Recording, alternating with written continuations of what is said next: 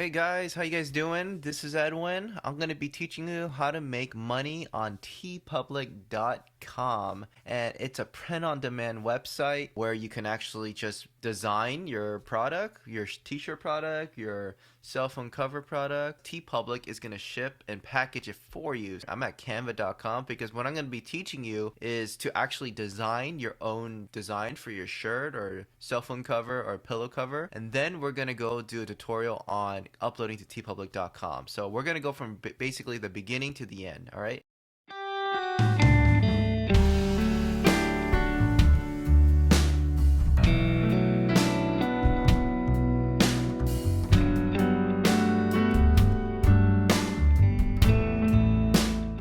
So first you got to go to canva.com, and then after that make an account.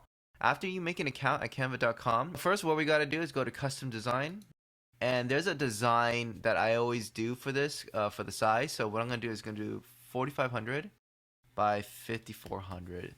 And this is the general size that I always use if I want to make a t-shirt design. And that's kind of the aim for today. It's 4500, 5400. And then pixels, and then create a new design. So once you selected the size, and then this is the blank canvas that you're going to see here. Once you're inside the design area, this is the blank canvas you're going to see. You're just going to see a white background. And once you're here, you're just going to assume that this whole white background is a transparent background. I have the Canva Pro version, so you do need it if you want to make a transparent background.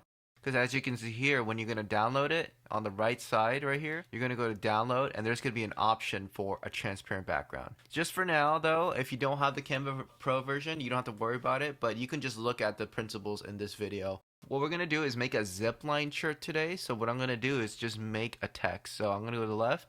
I'm going to go to text right here. And I'm going to go to add a heading.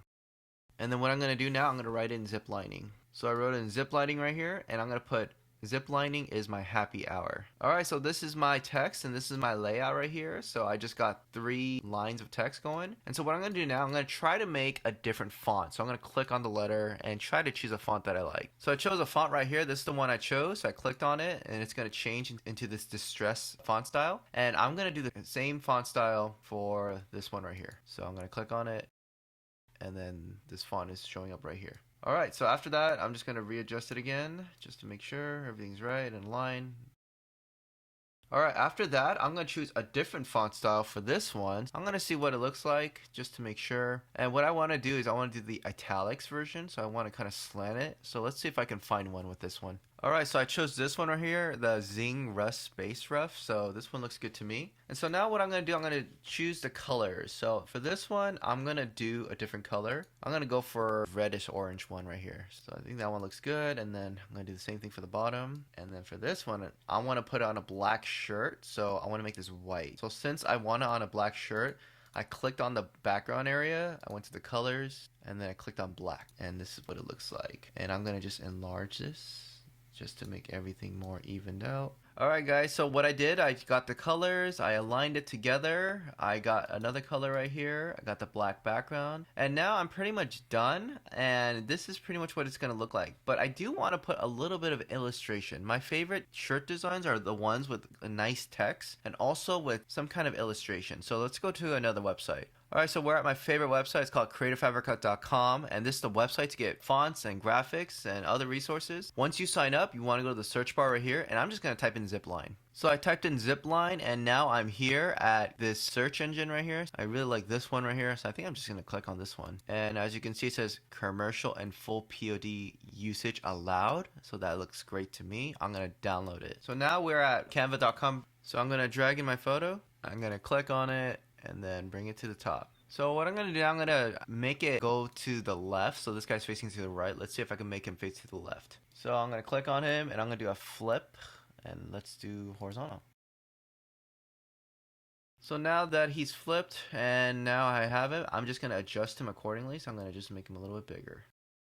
Alright, so now I'm just going to lower the text. I'm going to highlight everybody and just lower everybody a bit. And now what I'm going to do, I'm going to add some accent lines just to even this out. So I'm going to go to elements and I'm going to press on lines. I clicked on this line and this just showed up, and this is good to me. So I'm just going to drag it.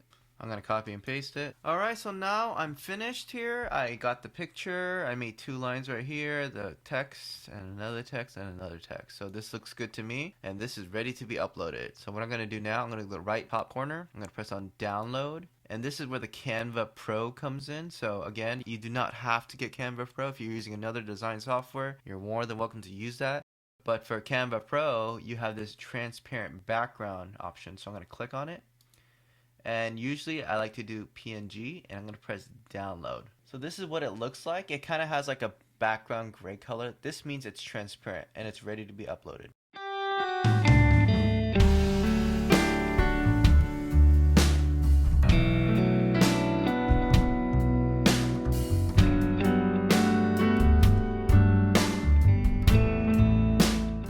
Let's go to teepublic.com, and now we're here in the section of uploading your design to make a t-shirt product or any other product for that matter that is at teepublic.com. So once you're at teepublic.com, you do have to sign up as an artist. I do not recommend signing up right here. I recommend signing up as an artist. To do that first, you go to login, and there's a section on the bottom. It says artist sign up. So once you're here, this says artist sign up, and you can create an account right here. Create an account, get approved, and then once you have that approved, you can log in. So now what we're gonna do is go to upload a design.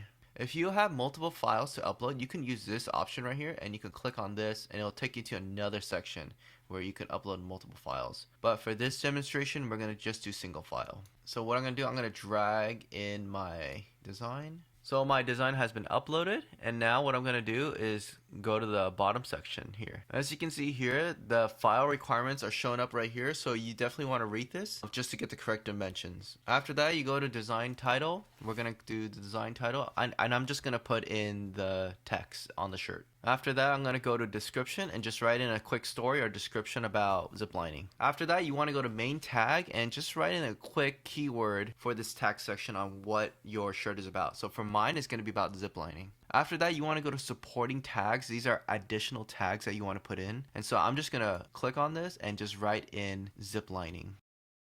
So as you can see here, once I just typed in zipline, Teepublic does a good job of just helping me out with just different keywords. Pretty much I can use all of this right now, so I'm just going to click on most of them. So I reached the end of my tagging, so you can see here it says you have met the tag limit 15 by 15 for this design. So you want to max out for 15 just to help you with the search engine. So I'm done, and I'm just going to move on to the next section. Alright, so for the next part, it's going to be, does this design contain mature content such as nudity or other adult themes? I'm going to press no. Alright, so now we're at the actual design part. So this part is when you're going to put in the correct color. So what I'm going to do right now, I'm going to go to default color, press on this, and I'm going to press black because that's the one I was aiming for. And as you can see now, the transparent background really worked for me because now there's no background and it's just transparent. And what it does also is the other clothing, if you click on them, has also been black as well. The only one that has not been changed is the baseball tee. So you want to just make sure that it's the correct one. So I'm going to press black and white.